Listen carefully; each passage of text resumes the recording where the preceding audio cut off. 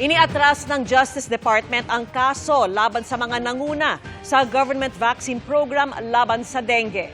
At nakatutok si Salima Refran. Tanga ng mga litrato ng kanilang namayapang mga anak, sumugod sa Department of Justice ang mga magulang at mga kaanak ng mga batang namatay dahil umano sa dengue. Ito ay ng kanilang mabalitaang iniatras ng DOJ ang 78 kaso ng reckless imprudence resulting to homicide laban kina dating Health Secretary at ngayon Representative Janet Garin at 2 iba pa.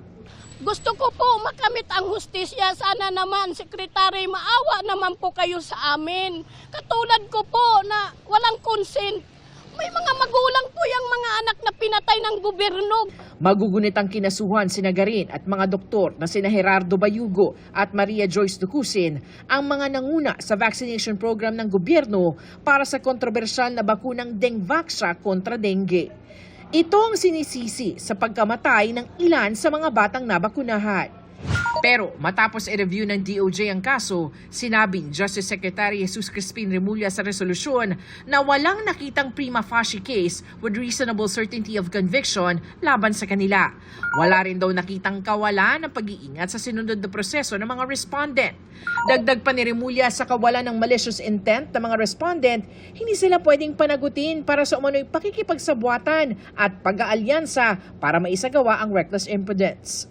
Malayos ang koneksyon doon sa resultang pagkamatay ng mga bata. No? It's very unfortunate really.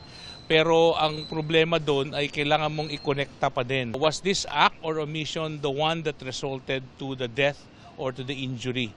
That's the first basic question in all criminal prosecution. And unfortunately, we were not able to see that after a closer review. Ang mga kaanak ng mga biktima umano ng Dengvaxia nagsusumamo kay Remulla na ituloy ang kaso. Kaya maawa na po kayo, ipahintulutan nyo po na maipakita namin, makamit namin ang hustisya. The remedy may not be criminal. There could be claims of civil damages kung kanino man. We don't want to speculate, but that's the challenge for their lawyers to craft a legal strategy that may afford them some help and some succor, some kind of assistance dyan para sa compensation naman sa lahat ng paghihirap nila. Si Garin, pinagpapasalamat ang desisyon ng DOJ. We really laud DOJ for coming up with the facts.